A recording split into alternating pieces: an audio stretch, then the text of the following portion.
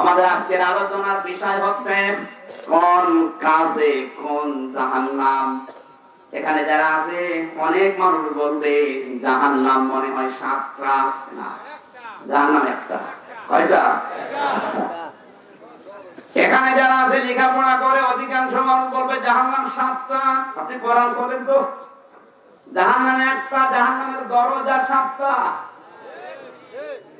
সূরা হিজরের 44 নম্বর আয়াতে আছে লাহা সাবাতু আবওয়াব লিকুল্লি বাবিম মিনহুম জুজউম মাকসুম। আল্লাহ তাআলা বলেন লাহা, আর মার্জা জাহান্নামের দিকে, কারণ এর আগে জাহান্নামের বর্ণনা আছে।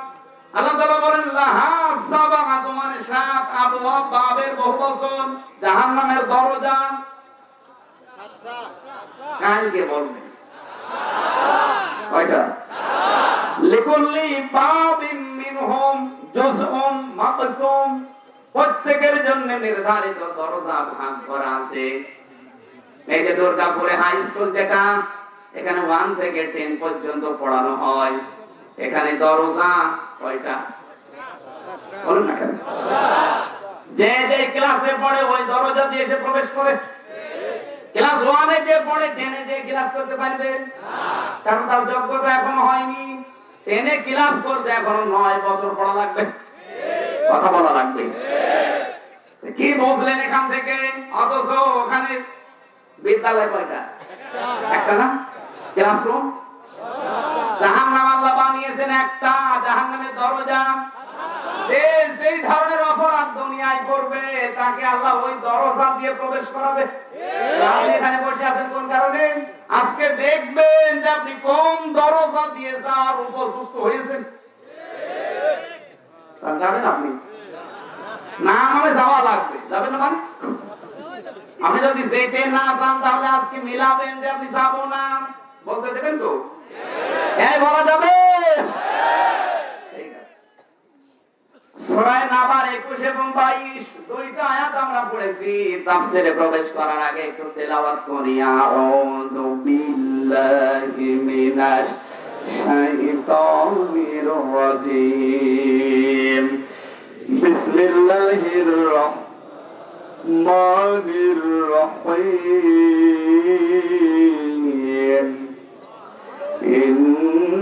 ইন্না জাহান্নামা কানাত মিরসাদা লিত্তাগিনা মাআবা। আল্লাহ পাক বলেন অবশ্যই জাহান্নাম গোপন ফাঁদ। পৃথিবীতে বিভিন্ন ফাঁদ পাতা হয় বিভিন্ন জিনিস ধরার জন্য। মাছ ধরার ফাঁদ আছে, পাখি ধরার এক কথা বলে দেখেন, মানুষ ধরারও ফাঁদ আছে। ও ফাঁদের কথা নাই বলতে পারলাম না, বলেন বলে আমি মার খাই। মানুষ ধরার ফাঁদ নেই? পৃথিবীর প্রত্যেকটা জিনিস ধরার জন্য ফাঁদ ব্যবহার করে আমি আল্লাহ। যারা সীমা লঙ্ঘন করে, যারা পাপিষ্ঠ, তাদের জন্য একটা ফাঁদ বানিয়েছি, তার নাম আরো জোরে বলেন এ কয়টা? আরো জোরে। দরজা। এবার কোন দরজা দিয়ে কে যাবে এবার মিলান। আল্লাহ পাক জাহান্নামের 7টা দরজার নাম পুরা কোরআনে দিয়েছেন। 1 নাম্বার দরজার নাম সাঈর, 2 নাম্বার দরজার নাম সাকার, 3 নাম্বার দরজার নাম লাযা, 4 নাম্বার দরজার নাম জাহিম, 5 নাম্বার দরজার নাম জাহান্নাম, 6 নাম্বার দরজার নাম হাওয়া, 7 নাম্বার দরজার নাম হুতামা। এবার একটা একটা করে দরজা দেখি।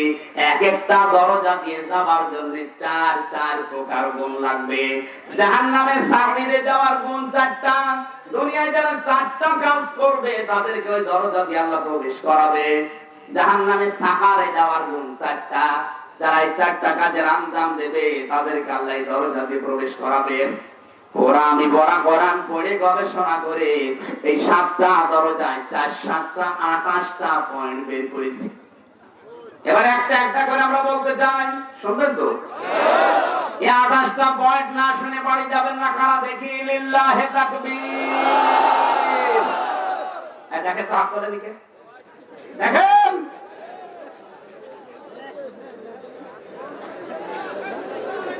মুরব্বী হাত না তুলে এইভাবে আসে। ঠিক আছে, এবার আপনি শোনেন দেখি কোন দরজা দিয়ে আপনি যাচ্ছেন। আলহামদুলিল্লাহ ভাই, আমরা আপনারা জানেন যে কথা বলি 12টা পর্যন্ত। 12টার পরে কথা বলা ঠিক না, কারণ তাহাজ্জুদের নামাজ আছে, ফজরের নামাজ আছে, সকালে কর্মজীবন আছে। এই মাহফিল আগামী থেকে যদি করে বক্তা অত রাখবেন না, মাগরিব থেকে এশা পর্যন্ত একজনে তুলে দেবেন, আর আপনারাও আসবেন, এশার নামাজ পড়বেন। অন্তত এশার নামাজ যেন এসে পড়া যায়। এশা থেকে সর্বোচ্চ রাত 9টা 10টায় মাহফিল শেষ। এদেশে সাইদি সাহেবের উপরে তো বক্তা কেউ নেই, তার মাহফিল এই দেশে যত মানুষ হয়েছে সর্বোচ্চ রাত 9:30 10টায় শেষ। আর আমরা এমন বোমবাস্টিক মার্কা বক্তা যে 12টা না হতে আমাদের ওয়াজই সাজে না। এই নিয়ম বাদ দেওয়া লাগবে। মানুষের নামাজ, এরপরে সকালে কর্মজীবন সব উল্টাপাল্টা হয়ে যায়। আমি দেখি কতদূর যাওয়া যায়। আগামী থেকে বলে দিলাম, আগামী থেকে আমাদের দরকার হয় 8:30 থেকে 9টায় তুলে দেবেন, আমরা 10:30 11টায় শেষ করে দেব। মানুষের মেধায় কথা ধরার একটা লিমিট আছে। যারা 3 ঘন্টা 3.5 ঘন্টা ওয়াজ করে এটা পাগল। বিশ্বনবী পৃথিবীতে সর্বোচ্চ ওয়াজ করেছিলেন 27 মিনিট। তার এক একটা কথার ওজন পাহাড়ের চাইতে বেশি। বিদায় হজের ভাষণে তিনি কথা বলেছিলেন সর্বোচ্চ 27 মিনিট। বলেন না কেন? ওই রকম গুরুত্বপূর্ণ ওয়াজ দুনিয়ায় কেউ করতে পারবে না। তার মতো মানুষ যদি 27 মিনিট ওয়াজ করে শেষ করে দেয়, তাও তার সামনে ছিল 1,14,000 সাহাবী। আর আমাদের 2-3 জন বসে থাকে 3 ঘন্টা ওয়াজ করে। এইগুলো ঠিক না, কারণ আমি বলেই গেলাম, আমি শুনিয়েই গেলাম। হয় না, আপনি 10 মিনিট শুনেন, অন্তত যেন মনে রাখতে পারেন। এখন এখানে যারা আছে, যদি বলি আমি মদিনার যে ব্যাখ্যা করলাম, বলেন তো শুধু মনে হয় 100 জনের 5 জন বলতে পারবে, বাকিগুলো বলবে আল্লাহ জানে। আল্লাহ তো সব জানে, আপনি কি জানেন? এইভাবে শুনলে যে মাহফিল কিয়ামত পর্যন্ত হলে লাভ নেই। আজকে দরজার বর্ণনাগুলো আমি বলছি, একটু মিলিয়ে নেবেন। আমরা শেষ থেকে শুরু করছি। হোতমা কি? দরজার নাম হোতমা। এই জাহান্নামে যাবে কারা? এ কেমন জাহান্নাম? কোরআনে কারীম বর্ণনা দিয়েছে, ওয়ামা আদরাকা মাল হোতমা নারুল্লাহিল মুকাদ্দা। আল্লাহ পাক বলেন, হে নবী আপনি কি জানেন জাহান্নামে হোতমার এই দরজাটা কি? এই দরজা দিয়ে যারা যাবে, এই জাহান্নামের আগুন হচ্ছে আল্লাহর জ্বালানো আগুন। আল্লাহ নিজে জ্বালিয়েছে আগুনটা। আগুনকে আবার জ্বালায় আল্লাহ নিজে।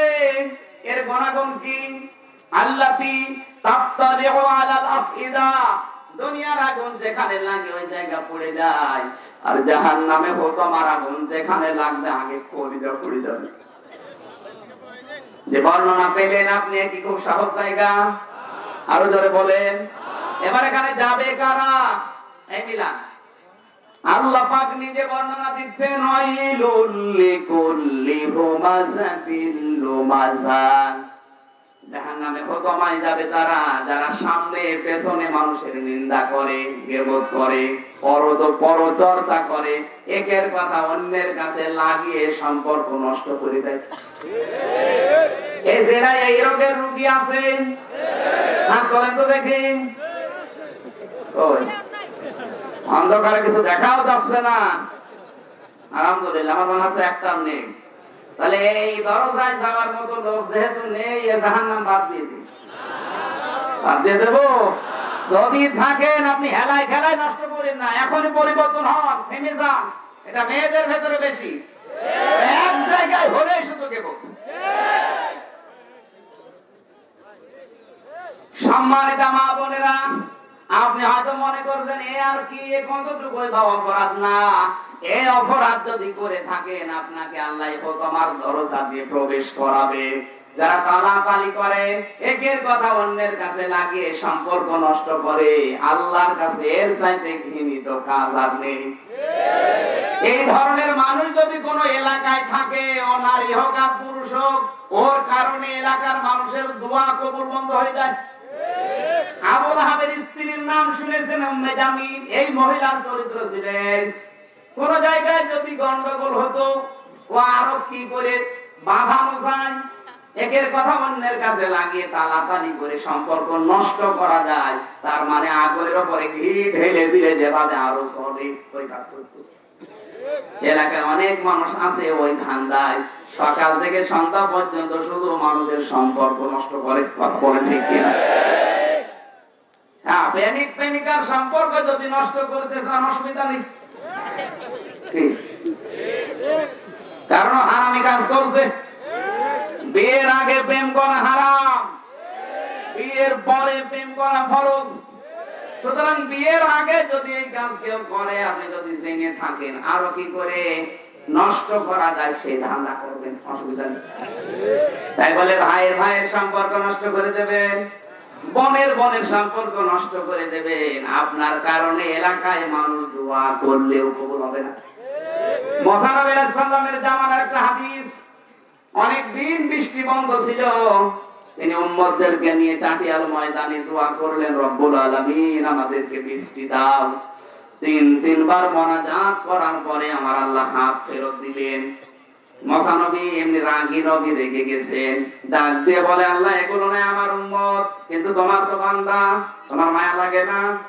আল্লাহ বলেন, মায়া তো লাগে, কিন্তু বৃষ্টি দেব না। মায়া লাগে, বৃষ্টি দেবে না মানে দেওয়া লাগবে। আল্লাহ তাআলা বলেন, মুসা জোর করবা না, বৃষ্টি দেব না। কেন?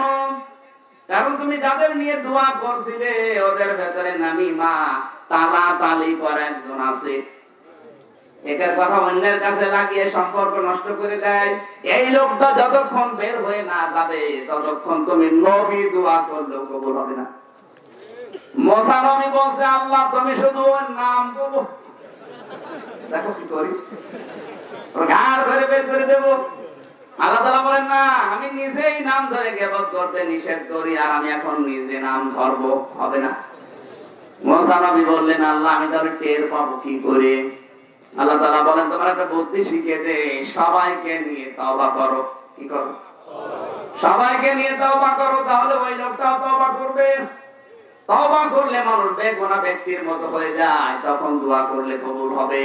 মুসা নবী আসলেন তাবুতে, ডাক দিয়ে বললেন, হে আমার উম্মতেরা, এখানে একজন তালাতালি করা লোক আছে, কিন্তু কে ওইটা আমি জানি না। তোমাদেরকে বলছি যদি থেকে থাকো আমি এখন তওবা করব, সেই লোকটাও যেন তওবা করে। মুসা নবী তওবা করলেন সবাইকে নিয়ে, ওই লোকটাও তওবা করেছে। এবার মোনাজাত করতে দেরি, বৃষ্টি হতে দেরি হয়নি। নবীর দোয়াও কবুল হচ্ছে না, শুধু তালাতালি করা লোক আছে তাই। কি? সুতরাং এখানে যদি ওই রকম লোক থাকেন আপনি চলে যান, নাইলে মাহফিল মাঠে মারা যাবে। চলে যান, দেখেন তো কেউ যাচ্ছে কিনা, দেখেন ওই দেখবেন যাচ্ছে। তালাতালি করা লোক আছে আমি জানি, চলে যাক, ওর জন্য মাহফিল নষ্ট হবে, চলে যাক। আর এখানে যা আমি তো মনে হচ্ছে আর কেউ নেই নাকি? আরো যদি থাকেন ওঠেন। আগে আছেন, মেয়ে প্যান্ডেলে আছে, মহিলা প্যান্ডেলে আছে, মানে ওদের 180 মাইল থেকে এখনো তো। আমি জানি ও মেয়েরা কালকে রিপোর্ট দেবে যে হুজুর যেন না আসে, আমার দরকার নেই, কিন্তু আপনি তাড়াতাড়ি বন্ধ করেন, কারণ আপনার কারণে এলাকার মানুষের দোয়া মাঠে মারা যাচ্ছে। কথা বলেন, এটা ভয়ঙ্কর অপরাধ। 2 নম্বরে জাহান্নামে হুতামার দরজা দিয়ে যাবে কারা? আল্লাযী জামাআ মালাহু ওয়া আদ্দাদা, যারা মাল সম্পদ জমা করে আর বারবার গণনা করে। এখন মাল মানে আমাদের অর্থমন্ত্রী কামাল না, আগের তাবুল মাল না, এটা মাল না। কোন মাল? এখানে মিনিমাল মাল মাল। কোরআন শরীফ গবেষণা করে আমি মাল শব্দের 5টা অর্থ পেয়েছি। কয়টা? আরো জোরে, জোর হলো না, আরেকবার বলেন। এবার আপনি মেলাবেন এই 5টা আপনার কাছে আছে কিনা। কি বলবো? এক নম্বরে মাল শব্দের শাব্দিক অর্থ টাকা পয়সা অর্থ সম্পদ। দুই নম্বরে মাল মানে শৌর্য বীর্য। তিন নম্বরে মাল মানে নেককার স্ত্রী। চার নম্বরে মাল মানে অস্ত্র শস্ত্র। পাঁচ নম্বরে মাল মানে রাষ্ট্রীয় ক্ষমতা। এবারে পাঁচটা শব্দের ব্যাখ্যা করি, সহ্য করতে পারবেন তো? অনেকেই টাকা পয়সা শুধু জমা করে আর বারবার বলে কত হচ্ছে। টাকা পয়সা কামাই করা উপায় করা নিষেধ না, কিন্তু এই মনে করে করা যাবে না যে এটা আমার বাপ দাদার, এটা আমার স্থায়ী থাকবে, এটা আমার কাছ থেকে আর সরে যাবে না। এই ধারণা করলে আপনি কোথায় যাবেন? ইয়াহসাবু আন্না মালাহু আখলাদা। ওরা ধারণা করে এই টাকা এই সম্পদ আমার কাছে থাকবে স্থায়ী ভাবে। এদেশে এই নিয়তের মানুষ আছে না নেই? নাম ধরা লাগবে। দুই নম্বরে শৌর্য বীর্য, লোকবল জনবল। এই মানুষ গোছায়, এই মানুষ এগুলো দুনিয়াতে জোগাড় করে বৃদ্ধি করে আর মনে করে এই লোকজন মনে হয় আর আমার হাত ছাড়া হবে না, আমার থাকবে না। তিন নম্বরে মাল শব্দের শাব্দিক অর্থ নেককার স্ত্রী। কি বললাম? আল্লাহর নবী জানিয়েছেন দুনিয়া কুল্লুহা মাতাউন ওয়া খায়রু মাতাউদ দুনিয়া ইমরাতুস সালিহা। এই পৃথিবীর সব কিছু সম্পদ ভোগের বস্তু, এর ভিতরে উত্তম সম্পদ হচ্ছে নেককার আল্লাহওয়ালা মেয়ে মানুষ। এবার টাঙ্গাইলবাসী আল্লাহওয়ালা নেককার মেয়ে মানুষ কারা? আমরা মনে করি যারা নামাজ পড়ে রোজা রাখে কালো বোরকা পরে এরা নেককার না। নেককার হওয়ার জন্য মিশকাত শরীফের 3732 নম্বর পৃষ্ঠার হাদিস, আল্লাহর নবী বলেন 4টা গুণ লাগবে। কয়টা? মেয়েরা যারা এসেছেন এবার কান খাড়া করে মিলান। আপনি যদি নেককার হতে চান, সম্পদ হতে চান, জান্নাতের দরজাগুলো যদি খুলে রাখতে চান, জাহান্নামে তোমার দরজা যদি বন্ধ করে দিতে চান, এই 4টা গুণ আপনার ভেতরে থাকা লাগবে। এক নম্বরে নেককার স্ত্রী ওইটা যার দিকে তার স্বামী তাকালে স্বামীকে আনন্দ দেয়। স্বামী যদি তার দিকে তাকায়, বাইরে থেকে এসে যদি তাকে দেখে, সে স্বামীকে দেখে অঙ্গভঙ্গি দিয়ে, কথাবার্তা দিয়ে, সাজগোজ দিয়ে, পোশাক আশাক দিয়ে যে কোনো কায়দায় স্বামীকে আনন্দ দেবে। সবার বিয়ে করে বলছো তো নাকি আমরা বিয়ে যারা করেছে এরা মুখ করছে না, কারণ এরা আনন্দ পায় না, আমি জানি। আমি হাসির ঘোড়াকে যাই আনন্দ পেয়েছি কিনা। এটা তো সারাদিন কর্মব্যস্ততা শেষ করে বাড়িতে যায়, বউ তার অঙ্গভঙ্গি দিয়ে, কথাবার্তা দিয়ে। হ্যাঁ, স্ত্রীরা পোশাক পরবে, অসুবিধা নেই। যদি আপনি মনে করেন যে আমি ব্লাউজ বানাবো, হাতে কোনো হাতা থাকবে না, অসুবিধা নেই, কিন্তু ওই ব্লাউজ পরা লাগবে শুধু স্বামীর জন্য। যদি মনে করেন আমি পিঠ খোলা রাখবো, অসুবিধা নেই, কিন্তু ওই পিঠ যদি খোলা রাখার মতো ব্লাউজ বানান, স্বামীর জন্য বানানো লাগবে। এখন ভারতের সিরিয়াল থেকে একটা পোশাক বের হচ্ছে, পোশাকের নাম দিয়েছে এক বুক জ্বালা। আমার কাছে নজর কিছু জানি না, সব খবর আমার কাছে আছে। এমন ব্লাউজ বানিয়েছে, বুকের উপরে ওই যে ডিজাইন করে লেখা এক বুক জ্বালা, কোনো ওড়না নেই। একটা যুবতী মেয়ে, 20 বছর 25 বছরের মেয়ে যদি ওই বোরকা ওই পোশাক পরে, স্বামী ছাড়া অন্য কেউ দেখলে ঠিক থাকবে? তো বলছে যে এক বুক জ্বালা, বলছে না কেন? এখানে মেয়েরা যদি এক বুক জ্বালায় পোশাকও পরে অসুবিধা নেই, কিন্তু কার জন্য? আরো জোরে মা বোন যারা এসেছেন, এটা ইবাদত, এটা নেককার মহিলার গণাবলী। আপনি হেলায় খেলায় নষ্ট করবেন না। স্বামী যখন বাইরে থেকে কাজকর্ম করে বাড়িতে আসবে, এমন পোশাক পরে সাজগোজ করে এমন কায়দায় তার সামনে যাবেন, যে কোনো কায়দায় যেন আপনার স্বামী আনন্দ পায়, খুশি হয়। কথা বলে না কেন? স্ত্রীর পক্ষ থেকে এতটুকু রেসপন্স না পাওয়ার কারণে আজ হাজারো স্বামী পরকীয়া প্রেম করে। মা বোন যারা এসেছেন, পরকীয়া প্রেমের জন্য আপনি দায়ী। আপনাকে তো আল্লাহ সম্পদ গুলো সব দিয়েছে, একটু ব্যবহার করলে পারে, ব্যবহারও করে। স্বামী বাদ দিয়ে যদি বিয়ায় আসে তখন মেয়েরা যদি স্বামীকে আনন্দ দিতে গিয়ে নিজে হাসে, সেই কয়টা দাঁত স্বামী দেখবে ওই কয়টা সওয়াব পাবে। সুবহানাল্লাহ জোরে বলার দরকার নেই। বাড়ি যেয়ে দেখবে দাঁত কেলিয়ে পড়ে যাবে, আর বন্ধ হচ্ছে। আমার রকম সুবহানাল্লাহ দরকার নেই, আপনি চুপ করে বসে তোমার কাছে দাঁত দেখালেই সব 32টা বের করে পড়ে ঠিক বন্ধ হবে না, দেখো বারবার। নেককার হওয়ার গুণাবলীর ভেতরে স্বামী তার দিকে তাকিয়ে স্বামীকে আনন্দ দেবে, খুশি করবে। মা বোন যারা এসেছেন, আপনার স্বামী যদি হাসতে না চায় দরকার খাঁচু কুটু দেবেন, হাসবে না মানে। 2 নম্বরে স্বামীর যে ইনকাম, ওই ইনকামের উপরে স্ত্রী তার চাহিদাকে নিয়ন্ত্রণ রাখবে। এটা ছাড়ার উপায়, প্রতি মাসে মাসে মনে করেন 30,000 টাকা এমন বউ পেয়েছে, প্রতি মাসে মধুপুরে বিউটি পার্লারে সাজতেই লাগে 28,000 টাকা চলবে, শেষ পর্যন্ত অবৈধ কাজ করতে বাধ্য হয়। এই কথা বলছেন কেন? আপনি নেককার হতে পারবেন না। 3 নম্বরে স্বামী যদি জায়েজ কোন কাজে ডাক দেয়, আপনার জীবন থাকতে সাড়া দেওয়া লাগবে। স্বামী তার জায়েজ কাজে ডাক দিয়েছে, ও মুরগির খাবার দিয়ে নিয়ে ব্যস্ত, কিছু মনেই করে না, আপনি নেককার হতে পারেননি। নামাজ পড়ে রোজা রেখে নেককার হওয়া যায় না। 4 নম্বরে স্বামী যেটা পছন্দ করে ওইটা আপনাকে পছন্দ করা লাগবে।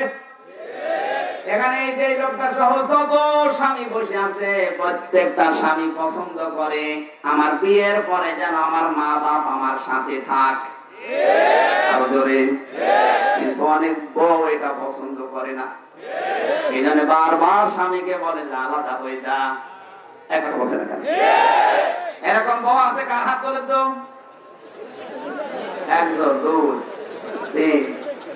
এবার হাত তুলতে যে নামিয়ে ফেলেছে। না, আমি হাসির খোরাকি তো দেয়নি, আমি হাসেন কেন? এখানে মাত্র হাজার হাজার মানুষের ভেতরে 3 জনের বউ এরকম, আর বাকিগুলো সব আল্লাহর বলে নিয়ে বাস করছে। সম্মানিত মা বোনেরা যারা এসেছেন, আপনার মনটা উদার করেন। আপনার নিজের মা বাবা হলে কোনদিন এই লোকটাকে বলতে পারবেন যে এদের আলাদা করে দাও? পারবেন? স্বামীর মা বাবাকে আলাদা করতে বলেন আপনি মানুষ? আপনি কমেরা আমার হয় ঝামেলা করিস না। না, যারা আছেন মেয়েরা, মেয়েরা কোন দিকে? সম্মানিত মা বোনেরা, আমি জানি আপনারা শুনতে পাচ্ছেন, আপনার মনটা উদার করেন। এই বাংলাদেশে আমরা যারা স্বামী আছি, আল্লাহর কসম, আমরা যেভাবে শ্বশুর শাশুড়িকে দেখি, মহব্বত করি, ভালোবাসি, আপনি যদি এইরকম নজরে দেখবেন, এই দেশে কোন ছেলে তার মা বাবাকে বৃদ্ধাশ্রমে রেখে আসবে না। আপনার এই ছোট মনের কারণে আজ পরিবারে অশান্তি। খালি বারবার ভাই আলাদা করে দাও, বৃদ্ধাশ্রমে রেখে। সেদিন এই রাঙ্গামাটি থেকে আসার সময় দেখি এক কলেজের অধ্যাপক ওর মাকে রেখে এসেছে বৃদ্ধাশ্রমে। 1 মাস পরে দেখতে গেছেন, আমারে বলছে হুজুর বৃদ্ধাশ্রম দেখবেন। নিয়ে গেল, সে দেখি ওই কলেজের অধ্যাপক কাঁদতেছে। মা তাকে বলে, বাবা রে, আমি মনে হয় আর বাঁচবো না, আমি যখন মারা যাব তখন আমার মাথার উপরে ফ্যানটা তুই পাল্টিয়ে দিবি। ছেলেটা বলে, মা তুমি তো মারা যাবে, তখন আমার ফ্যান পাল্টিয়ে কি করব? মা বলে, বাবা আজ 1 মাস তুই আমাকে এখানে রেখে গেলি, আমি এই ফ্যানটা বারবার চেষ্টা করেছি, এদেরকে বলেছি, কিন্তু কর্তৃপক্ষ কথা শুনে না, সে ধরে না। আমার তো যা মনে হচ্ছে, আমার সাথে তুই যে আচরণ করলি, তোর কিছুদিনের ভেতরে তোর সন্তান এখানে রেখে যাবে। তোর তো ফ্যান ছাড়া ঘুম হয় না, তোর তো ছোটবেলা থেকে ফ্যান ছাড়া ঘুম পড়াতে পারি নাই। তুই যখন আসবি তোর কষ্ট হবে, তোর ঘুম হবে না। এই জন্য তোর আগাম অভিজ্ঞতা দিলাম, তুই অন্তত ফ্যানটা পাল্টিয়ে দিবি। এই অবস্থায় দেখলাম ওর হাতের উপরে মা মারা গেল। হাও মাও করে কেঁদে বলে, হুজুর এই দোষ শুধু আমার একা না, এই দোষ আমার বোর। আজ 1 মাস আগে আমার বউ আমাকে বারবার বলেছে, বুড়ি যদি বাড়ি থাকে আমি তোমার ভাত খাবো না। বাধ্য হয়ে আমার 2টা ছেলে মেয়ে আছে, তাদের মুখের দিকে তাকিয়ে আমি বউ তালাক দিতে পারি না। মাকে শেষ পর্যন্ত রেখে গেছে এই বৃদ্ধাশ্রমে। বাবা আমার আগেই মারা গেছে, আজকে আমার হাতের উপরে মাটা মারা গেছে। দুনিয়ায় এখন আমার নাম ধরে ডাকার মতো আর কেউ নেই। ও টাঙ্গাইলবাসী, আমার তো মনে হয় শুধু ওই অধ্যাপক না, এখানে হাজারো মানুষ আমরা ঠিক ওই কায়দায় বসে আছি।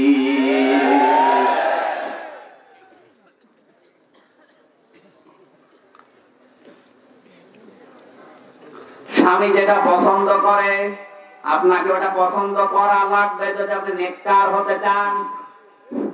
স্বামী পছন্দ করেন, আপনি ওইটা পছন্দ করেন, আপনার মন খারাপ হয় না। আপনি নামাজ পড়ে রোজা রেখে কালো বোরকা পরে জান্নাত যেতে পারবেন না। আপনার জন্য জাহান্নামের তোমার দরজা খোলা। জোরে বলেন নাউজুবিল্লাহ। সিস্টেম অপর পৃষ্ঠায় দেখুন, আল্লাহর নবী বলেন যারা নেককার স্বামী হতে চায় তাদের 5টা গুণ অর্জন করা লাগবে। এখানে যারা আছেন স্বামীরা এবার শোনেন, 5টা গুণ যদি আপনার ভেতরে থাকে আপনি নেককার হতে পারবেন। কয়টা? আরো জোরে। জোর হলো না। এতক্ষণ মেয়েদের বললাম, এবার পুরুষ যারা স্বামী তাদেরকে বলছি কান খাড়া করে মিলাবেন। 1 নম্বরে নবীজি বলেন, তুমি নিজে যে পরিমাণের খাবার খাবে সে মানের, ওই মানের খাবার স্ত্রীকে খাওয়ানো লাগবে। নিজে বাইরে থেকে বেশ ভালো ভালো খাবার বিভিন্ন জায়গায় খায়, আর বাড়িতে আসার সময় বাদাম নিয়ে আসে, পছন্দ করে 2 টাকার বাদাম নিয়ে আসে। না, আমরা যারা স্বামী নেককার হতে চাই, সেই মানের খাবার আপনি খাবেন পরিবারের জন্য, স্ত্রীর জন্য ওই মানের খাবার নিয়ে যাওয়া লাগবে। এই নির্দেশ আল্লাহ। কার? আল্লাহ। কোথায় পাবেন? সূরা বাকারা 1 নম্বর পারা 5 নম্বর পৃষ্ঠার 9 নম্বর লাইনের 35 নম্বর আয়াত। আমি কি ব্যাখ্যা করব? وقلنا يا آدم اسكن أنت وزوجك الجنة وكلا منها رغدا حيث شئتما ولا تقربا هذه الشجرة فتكونا من الظالمين। আল্লাহ রাব্বুল আলামিন বলেন, হে আদম, তুমি এবং তোমার স্ত্রী জান্নাতে চলে যাও। কান খাড়া করে। এখান থেকে যে শিক্ষাটা পেলেন, আনতা ওয়া যাওজুকাল জান্নাত, তুমি এবং তোমার বউ উসকুন বসবাস করো। কোথায়? আরো জোরে। জান্নাত আদম আলাইহিস সালামের বাড়ি আর আমাদের বাবার বাড়ি হবে। তাহলে বিয়ে করার পরে বউ বাবার বাড়ি নিয়ে যাওয়া লাগবে না ঘর জামাই থাকবে? এখানে ঘর জামাই আছে কারা?